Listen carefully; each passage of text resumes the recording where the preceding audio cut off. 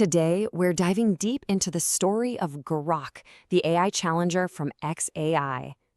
And trust me, this isn't just another tech story.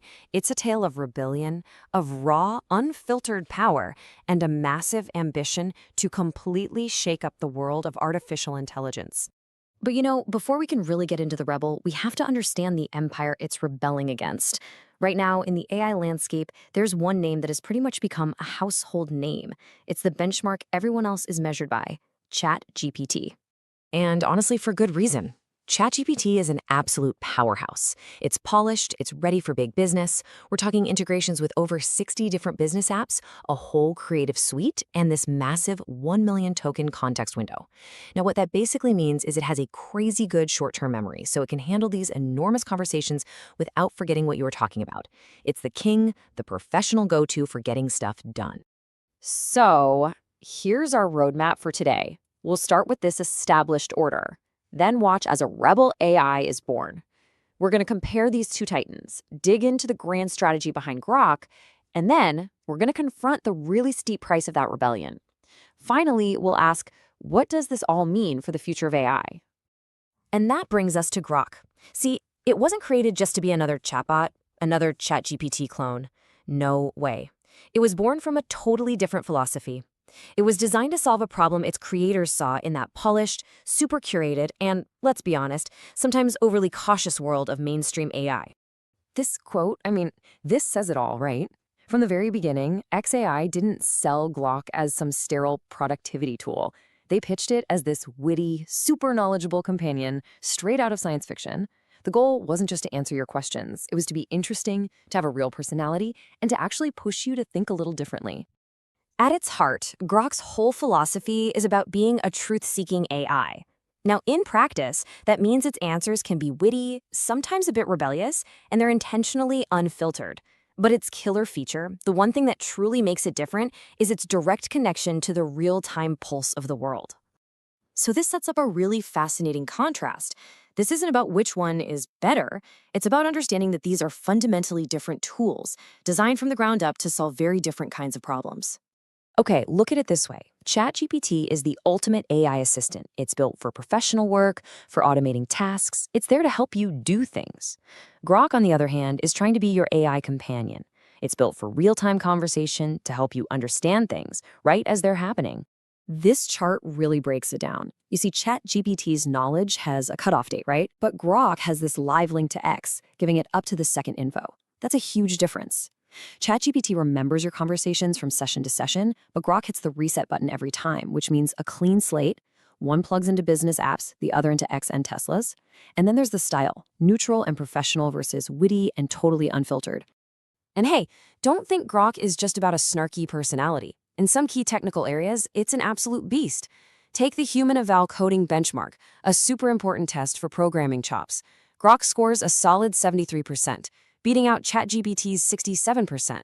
This shows it's got some serious technical and reasoning skills, which is a big deal for developers who need that extra edge. But the story of Grok is so much bigger than just a feature-by-feature comparison.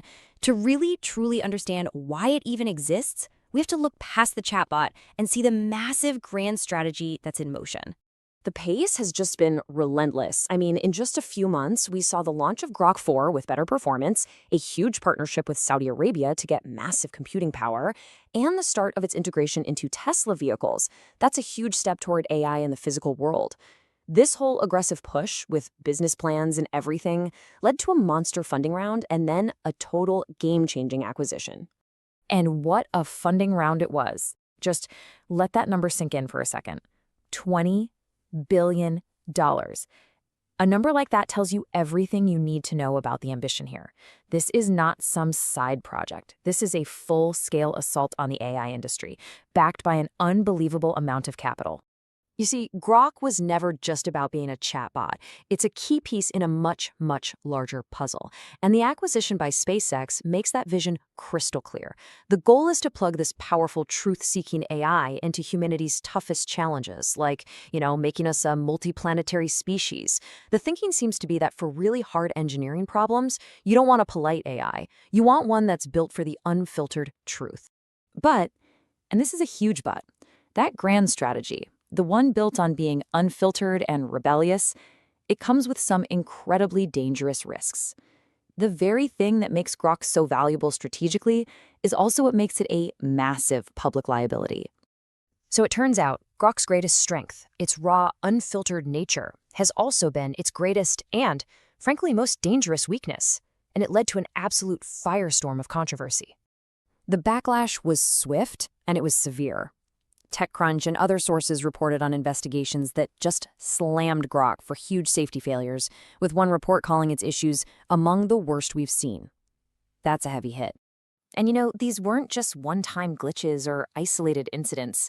The unfiltered model just kept producing this deeply problematic and offensive stuff, leading to headlines that pointed out a really disturbing and, sadly, predictable pattern. The consequences got very real, very fast.